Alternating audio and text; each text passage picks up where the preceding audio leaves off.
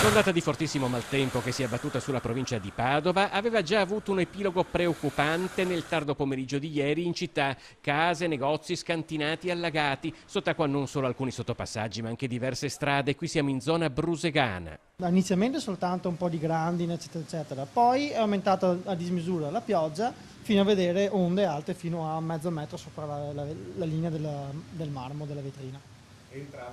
Entrava tutto. Noi, quelli in fianco, gli stabili qua, dall'altra parte della strada, ovunque. Televisori ci sono delle problematiche non indifferenti.